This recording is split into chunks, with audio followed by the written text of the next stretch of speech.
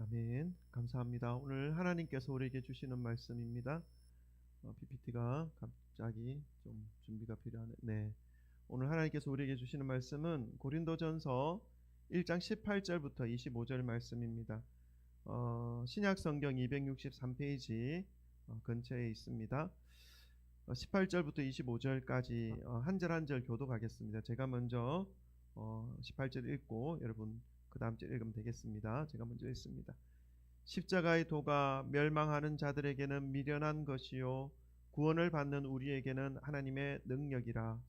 기록된 바 내가 지혜 있는 자들의 지혜를 멸하고 총명한 자들의 총명을 폐하리라 하였으니 지혜 있는 자가 어디 있느냐? 선비가 어디 있느냐? 이 세대의 변론가가 어디 있느냐? 하나님께서 이 세상의 지혜를 미련하게 하신 것이 아니냐?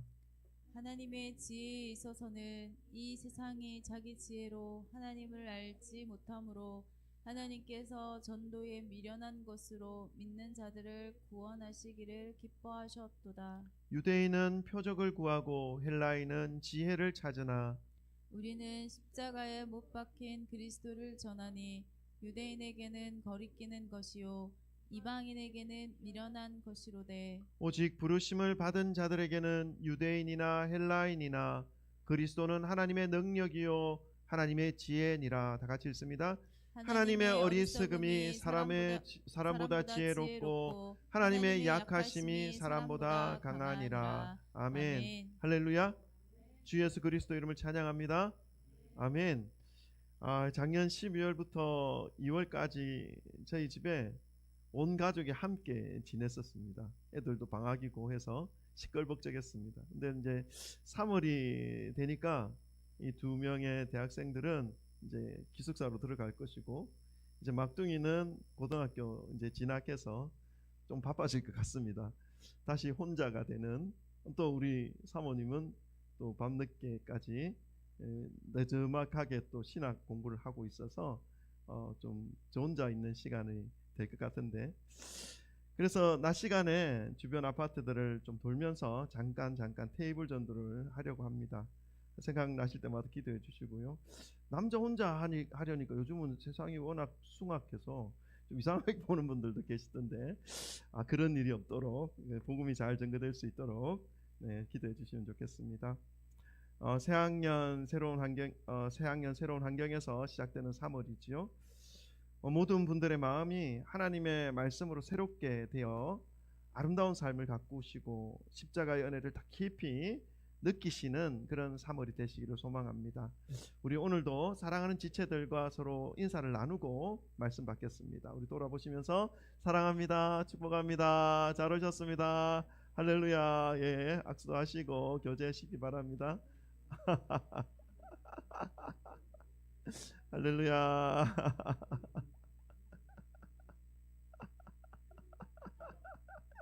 네네네. 너무 보기 좋네요. 형제 자매들, 네, 그리스도 안에서 한 지체된 것임을 봅니다. 할렐루야. 아멘. 감사합니다. 네. 우리가 신앙생활을 하다 보면 신앙의 모양과 모습이 참 다양하구나 하는 것을 느낄 수가 있습니다. 각각 사람들마다 신앙생활 하시는 모습이 조금씩 다른 부분들이 있죠. 어떤 분들은 교회를 다니면서 여러 가지의 활동들을 하시면서 사회적으로도 관계를 점점 넓혀 가시는 분들이 있는 반면, 어떤 분들은 넓은 인간관계보다는 주변에 몇 분만 관계를 맺으면서 큰 변화를 가지지 않고 더욱더 깊이 정적인 모습으로 신앙생활을 하는 분들도 있습니다. 교회도 역시 마찬가지입니다. 어떤 교회는 소그룹이 활성화되어 있는 교회가 있고, 어떤 교회는 다 함께 모이는 우리 공예배에 집중하는 교회도 있고, 어떤 교회는 그 외에도 취미 모양, 등산부, 탁구부, 테니스부, 이런 어떤 취미 모임도 함께하는 교회들도 있는 것을 볼 수가 있습니다. 우리 교회는 아직 다른 활동에 관심을 가지기보다는 예배와 교육과 전도에 관여를 하고 있는 상태입니다. 지금 드리는 이 공예배와 또 잽스라고 해서 영어로 성경 말씀을 가르쳐주고 전하는, 그러니까 다음 세대 학생들이죠. 어린 초등학교 학생들에게 복음의 핵심을 전달하는 그 교육과, 그리고 붕어빵 전도나 또 이번 3월부터 계획 중인 이 테이블 거점 전도나 뭐 이런 것들 정도로 기도하면서 지금 진행하려고 하고 있습니다. 함께 할 수 있는 분들이 더 연결되어지면 더 많은 모양으로 복음 사역을 진행할 수 있으리라 생각되지만, 현재로서는 뭐 이 정도로 우리가 하고 있는 것이죠.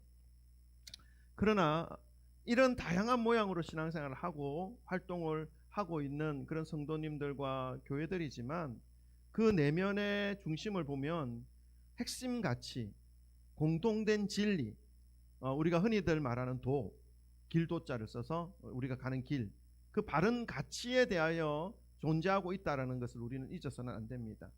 지금까지 교회를 이끌어왔던 가치이자 각 개인이 신앙생활을 하시면서 한순간도 놓쳐서는 안 되는 그러한 진리가 바로 그 안에 들어있는 핵심 가치이죠. 그래서 우리가 신앙생활 할 때, 예배를 드릴 때나 전도를 할 때나 뭐 교육을 할 때나 우리 내면 속에 가장 간직되어져야 하는 그 핵심 가치가 있다는 것입니다. 그것을 우리가 늘 붙잡고 생각하시면서 신앙생활을 해야 할 필요가 있는데, 그것이 뭐냐면 바로 오늘 본문의 설교의 제목, 십자가의 도입니다. 오늘은 저와 여러분이 이 땅에서 믿음의 길을 가고 있는 한 절대로 잊어서는 안 되는 이 진리인 십자가의 도에 대해서 말씀을 전하고자 합니다. 이 시간 성령님께서 한 분의 심령에 임하셔서 이 십자가의 진리로, 우리가 가고 있는 이 믿음의 길의 핵심 가치로 우리의 삶을 사로잡아서 이 십자가의 길을 걸어가신 예수 그리스도의 마음을 알게 하시고, 우리도 그 길을 힘있게 바르게 달려갈 수 있기를 간절히 소망하는 마음으로 말씀을 전합니다. 이 십자가의 도 할 때 우리가 기억해야 할 것은, 첫 번째는요, 이 십자가의 도에는 믿는 자들에게 구원을 주시는 하나님의 능력이 된다라는 것을 알아야 하는 것입니다. 다시 말씀을 드립니다. 이 십자가의 도는 우리 믿는 자들에게 구원을 주시는 하나님의 능력이라는 사실을 성경은 말씀하고 있습니다. 우리 18절 말씀 한번 읽어볼까요? 본문 말씀 18절입니다. 다 같이 읽어보십시다. 시작. 십자가의 도가 멸망하는 자들에게는 미련한 것이요 구원을 받는 우리에게는 하나님의 능력이라. 아멘. 이 십자가의 도는요, 십자가에 대한 말씀입니다. 십자가에 대한 말씀은 예수님께서 이 땅에 오셔서 십자가를 져주신 그 사건에 대한 말씀입니다.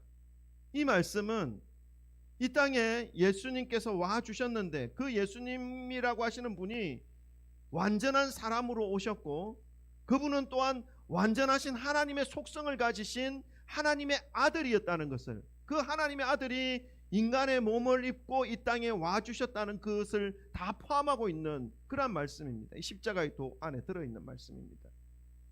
이 십자가는 또 무엇입니까? 당시에 십자가는 사형틀이었습니다.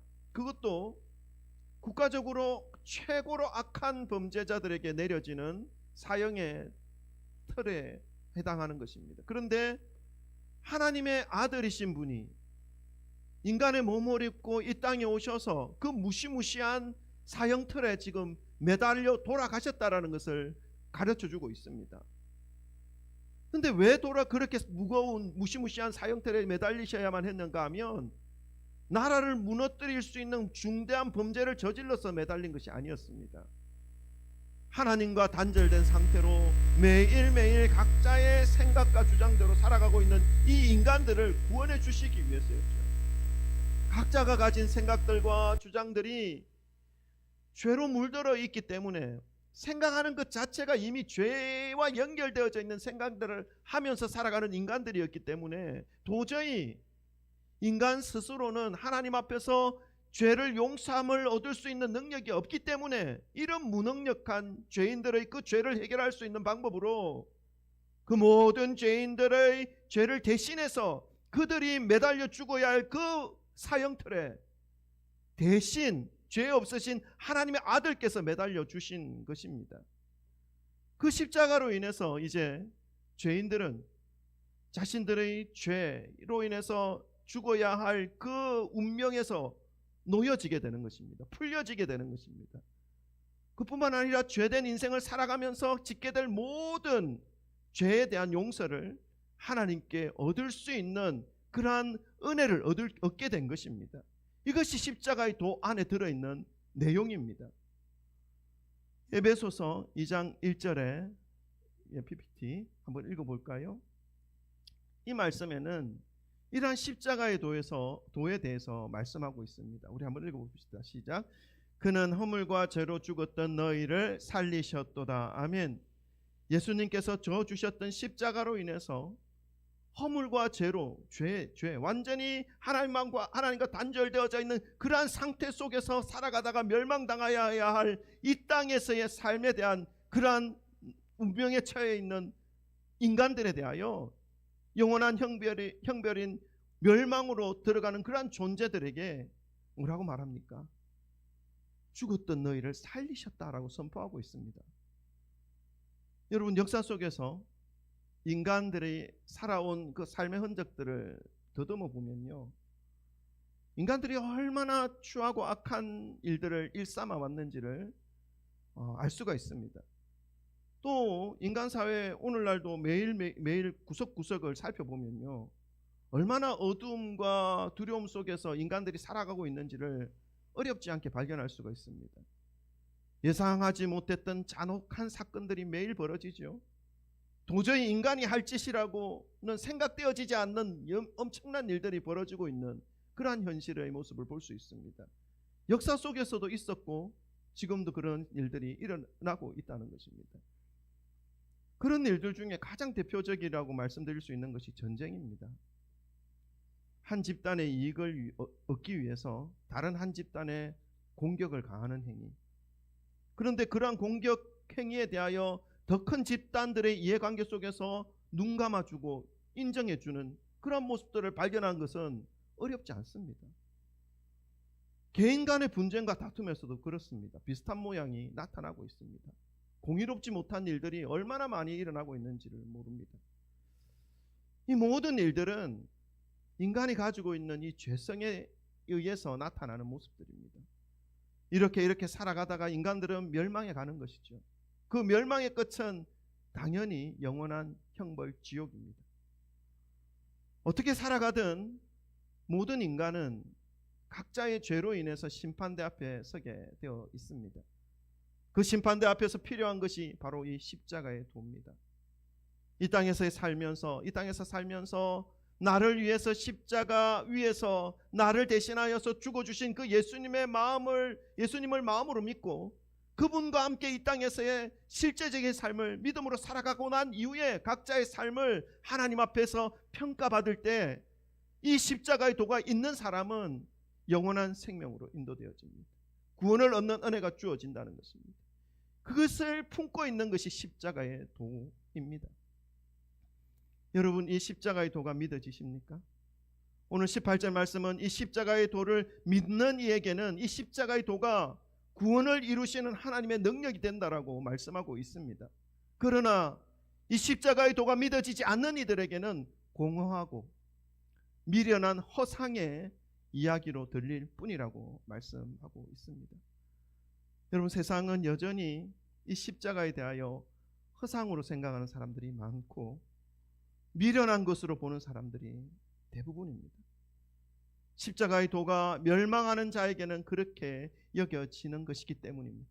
그러나 그러한 세상 가운데서 선택을 받아서 이 시간 지금 이곳에서 하나님께 예배를 드리고 있는 저와 여러분에게는 이 십자가의 사건은 허상이 아닙니다. 멀리 있는 남의 이야기가 아닌 것입니다. 바로 이 순간 한 주간 살아오면서 묻었던 나의 모든 죄를 맑게 씻어주시는 하나님의 은혜인 것이죠. 지금까지 살아오면서 지었던 모든 죄로 인해서 죽어도 몇 번씩이나 죽어도 할 말이 없는 우리들을 지금까지 살려주신 하나님의 은혜인 것입니다. 십자가의 은혜입니다. 영원한 생명, 구원을 얻게 해 주시어서 나를 영원한 생명으로 인도하시는 가장 소중한 은혜라는 사실을 우리는 기억하시고 십자가 앞으로 나아가시는 것이 필요한 것입니다. 십자가의 도는 나를 구원하시는 하나님의 능력이다라는 사실을 기억하시기를 주님의 이름으로 축원합니다. 두 번째입니다. 십자가의 도는요, 하나님의 지혜가 담겨 있는 도입니다. 우리 19절부터 21절도 한번 읽어보십시다. 19절부터 21절 다 같이 읽어보십시다. 시작. 기록된 바 내가 지혜 있는 자들의 지혜를 멸하고 총명한 자들의 총명을 폐하리라 하였으니 지혜 있는 자가 어디 있느냐? 선비가 어디 있느냐? 이 세대의 변론가가 어디 있느냐? 하나님께서 이 세상의 지혜를 미련하게 하신 것이 아니냐? 하나님의 지혜에 있어서는 이 세상이 자기 지혜로 하나님을 알지 못함으로 하나님께서 전도에 미련한 것으로 믿는 자들을 구원하시기를 기뻐하셨도다. 아멘. 여러분, 세상에 정말 똑똑한 사람들이 많습니다. 얼마 전에 유튜브 알고리즘에 1969년도부터 작년 2024년까지 역대 수능 최고 득점자에 대한 리스트가 떠오르는 것을 봤습니다. 그래서 제가 봤죠. 69년도부터 24년까지 거의 60년간 아닙니까? 어떤 사람들이 대입학력고사 최고 득점을 했는지를 좀 보고 싶어가지고 봤더니 그 사람들 한 사람 연도별로 나오면서 그 사람들이 지금 어떻게 살아가는지, 죽었는지 살았는지 그거에 대한 얘기도 나오더라고요. 대부분 법관들, 정치인들, 대학 교수들, 연구원들이 다 되어 있더라고요. 그런 걸 보면서 참 공부한 대로 가지고 있는 재능을 대체로 따르며 살고 있구나 하는 것을 느꼈습니다. 이들 모두는 세상 사람들의 눈에 똑똑한 자처럼 보입니다. 지혜로운 자처럼 보입니다. 총명한 자로 인식되어져 있습니다. 그러나 여러분, 성경 말씀에 하나님께서는 이러한 것들이 영원하지 않다라고 말씀합니다. 오히려 하나님의 지혜를 볼 수 없게 만드는 미련한 모습들이라고 말씀하는 것도 있습니다. 우리가 알아야 하는 것입니다. 세상에서 지혜롭다라고 생각하는 것들로 인해서 하나님의 지혜와 하나님의 은혜에 대하여 인식하지 못하게 된다면, 세상이 주는 그 지혜와 지식들로 인해서 하나님의 지혜를 보지 못하는 그러한 상황으로 이르게 한다면 이것들은 미련한 것들입니다. 너무 똑똑하고 현실 지배적인 사람들의 눈에는 이 십자가의 도가 어떻게 보일까요? 어처구니 없는 사실로 여겨질 뿐입니다. 이해가 가지를 않습니다. 제가 만약에 예수님을 안 믿고 지금까지 살아왔다면, 세상의 어떤 지식과 세상의 어떤 가치관을 품고 지금 살아가고 있다면 이 십자가의 도가 안 믿어질 것 같아요. 무엇부터 안 믿어지냐면 예수가 하나님의 아들이라는 사실부터 믿기 어려운 겁니다. 그것도 어려운데 동정녀, 남자를 모르는 여자의 몸을 통해서 아이가 출생했다라는 이 사실도 납득하기가 너무너무 힘든 겁니다. 이것도 힘든데 십자가의 죽음이, 그 죽음의 의미가 인간들의 죄를 대신하여 대표로 죽었다는 이 사실도 허무맹랑한 이야기로 들릴 것입니다. 이것도 허무맹랑한데 죽음 후에 3일 만에 다시 살아났다는 이 사실도 객관적이지 않지 않습니까? 과학적으로 증명되어질 수 없는 그러한 일 아니겠습니까? 그 사실을 믿는 것만으로도 영원한 생명을 얻을 수 있게 된다는 이 하나님의 말씀도 과학적으로 증명이 불가능하고 인간의 논리 체계적으로 맞지 않다고 하는 그런 생각들로 지배할 것입니다. 여러분, 인간들의 지혜로 바라볼 때, 십자가의 도를 바라볼 때 이렇게 생각이 되어진다는 말씀입니다. 이러한 인간의 똑똑함과 총명함을 하나님은 하나님의 지혜로 무너뜨리십니다.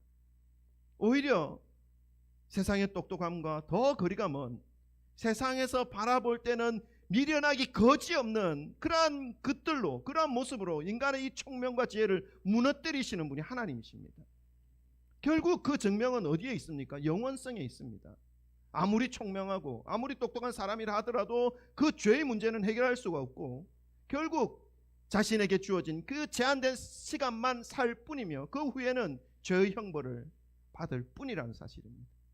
그러나 그 진리를 알기에 인간의 지혜 속에 머물지 않고 하나님의 능력인 십자가의 은혜를 믿고 나 자신이 죄인인 줄 알아서 내 인생이 결국 끝나는 유한한 존재가 된다는 사실을 알아서 그 후에 새로운 세상이 있다는 사실을 말씀을 통해서 깨달아서 살아가는 그 사람의 삶은 이 땅에서의 삶이 끝이 나는 것이 아니라 그 후에 영원한 생명을 얻게 된다는 사실을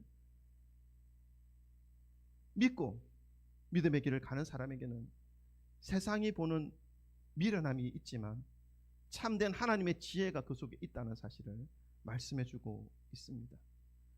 결국 이 십자가의 도를 통해서 우리는 하나님의 지혜를 알게 됩니다.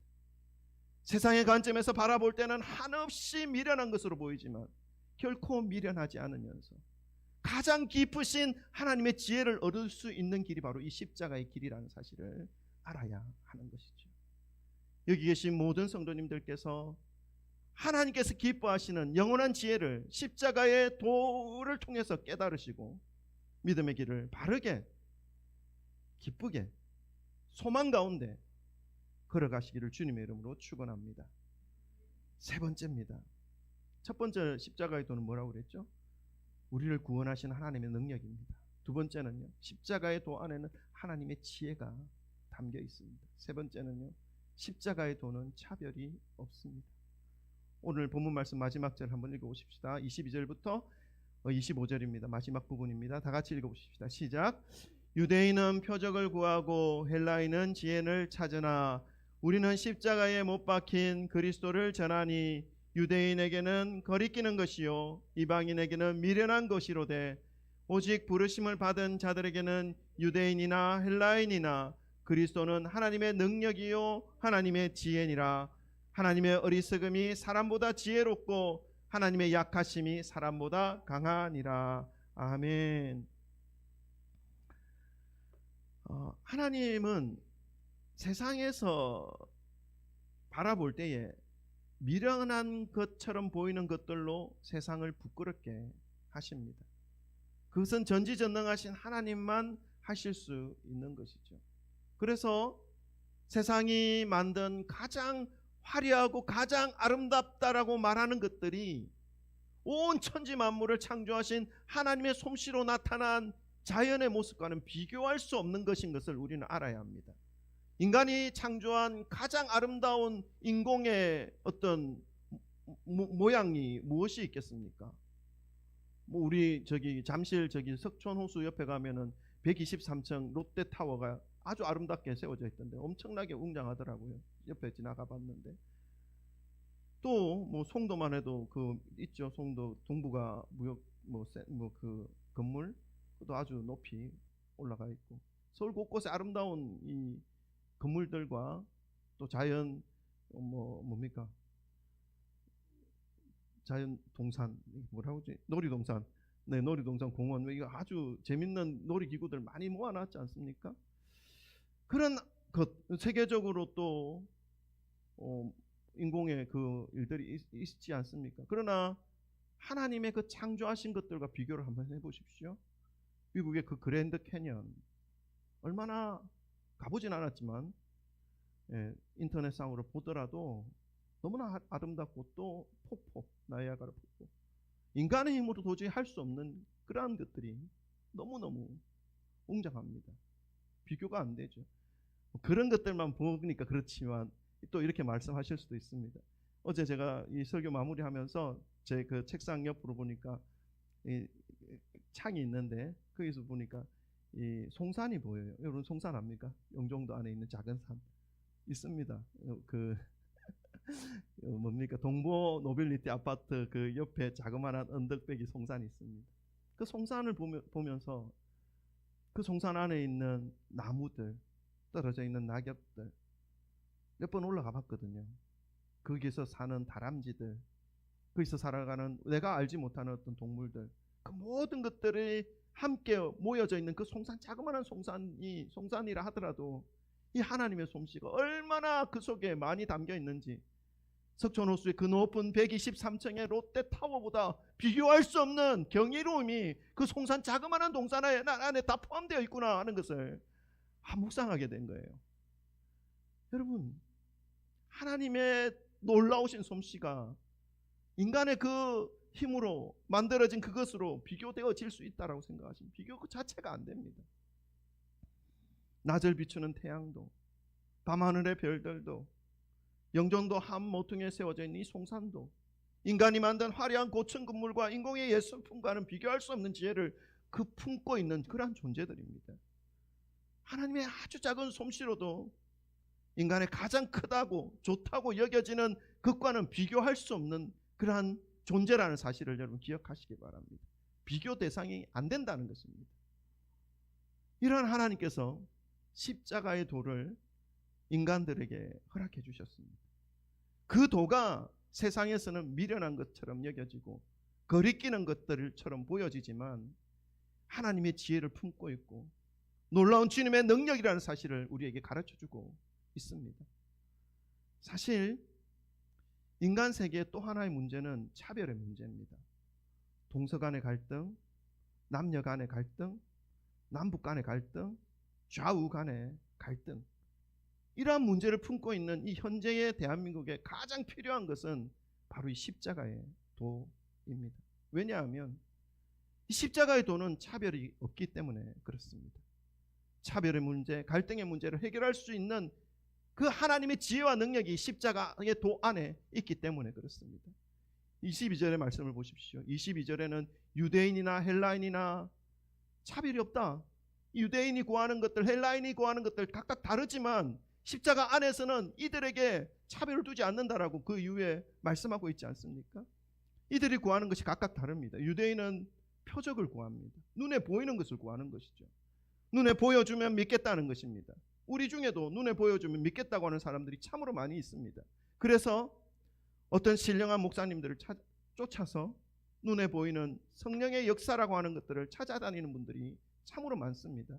기도하면서 방언하고 손으로 장풍을 쏘아서 쓰러뜨리고 예언을 하면서 저주를 퍼붓는 그러한 분들을 능력 있다고, 카리스마 있다라고 추앙하는 사람들이 많이 있습니다. 여러분, 하나님의 말씀을 깊이 상고하시기를 주님의 이름으로 축원합니다. 주님 외에는 추앙할 분이 아무도 없습니다. 주님의 말씀을 옳게 분별하여 바르게 전하는 주의 종들의 말씀을 듣고 삶을 말씀에 맞추어서 살아가시기를 주님의 이름으로 축원합니다. 반면에 헬라인들이 구하는 것은 지혜입니다. 여기서 말하는 지혜는 철학이죠. 그래서 그리스 지역에 많이 살고 있었던 이 헬라인들은 일찍부터 논증과 철학으로 자신의 지식 체계를 쌓아왔고 만들어 왔습니다. 그것이 그들의 자랑거리이며 자부심이 되어 왔다는 것이죠. 자신들의 그 높은 지적 수준들을 과시하면서 자신들에게 만족을 주지 못하는 그런 학문과 철학을 무시하면서 살아온 사람들이 헬라인들입니다.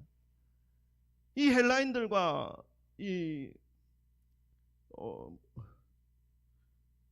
갑자기 생각이 안 나요. 유대인들, 헬라인들과 유대인들 사이에 엄청난 갭과 장벽이 있다는 것을 아십니까? 유대인들은 선택받은 민족이라고 생각하면서 다른 자신들의 외에 다른 이방 민족들을 개처럼 취급했습니다. 근데 헬라인들은요, 자신들의 어떤 철학과 지적 체계를 자랑하면서 그게 미치지 못하는 사람들을 무시하며 깔보며 짓밟는 그러한 민족이에요. 둘 사이에는 엄청난 장벽과 갭이 있습니다. 그런데 이 갭을 무너뜨린 것이 있습니다. 그것이 바로 십자가의 도입니다. 그러니까 차별의 문제, 이 갈등의 문제를 해결할 수 있는 것은요, 십자가의 도밖에 없다는 것을 여러분 기억하시기를 바랍니다. 이 모든 사람들조차도 표적을 쫓는 유대인들, 자신들의 지적 만족을 추구하는 이 헬라인들조차도 예수님은 구원의 대상으로 소외시키지 않고 계셨습니다. 왜냐하면 그 누구에게도 이 그리스도가 필요하지 않는 사람은 없기 때문에 그렇습니다. 성경 말씀을 보면 유대인이나 헬라인이나 남자나 여자나 노인이나 젊은이나 할 것 없이 이 복음 안에서는 하나라는 사실을 강조하여 말씀하고 있습니다. 그러니까 이 복음 때문에, 십자가의 도 때문에 나뉘어지는 일은 없어야 한다 하는 것을 말씀하고 있는 것이죠. 살아온 환경과 삶의 기질은 너무나 다양해서 결코 하나 될 수 없었던 사람들도 죄 용서함 받는 이 일에 있어서는 하나가 되어야 한다는 것을 말씀하고 있습니다. 사랑하는 성도 여러분, 우리 앞에 십자가의 도가 있습니다. 한번 훅 읽고 지나가는 글자로만 그냥 받아들이겠습니까? 한 귀로 듣고 한 귀로 내보내는 그런 말씀으로 그냥 받아들이시겠습니까? 그렇게 하면 안 됩니다. 미련하게 보여도 세상에 더 높은 위치에 올려놓을 수 있을 것처럼 강력하게 보이지 않아도 오히려 나를 낮추고 미련하게 하시는 말씀으로 들리더라도, 그렇게 보이더라도 이 도가 영원한 진리라는 사실을 믿고 마음에 새기시기를 주님의 이름으로 축원합니다. 그 어느 누구도 차별하시 않으시는 하나님 앞에 십자가의 도를 붙잡으시면서 날마다 이 믿음의 길로 매일매일 한 걸음씩 걸어가시기를 주님의 이름으로 축원합니다. 기도하겠습니다. 여러분, 오늘 주신 말씀을 마음에 새기시기 바랍니다.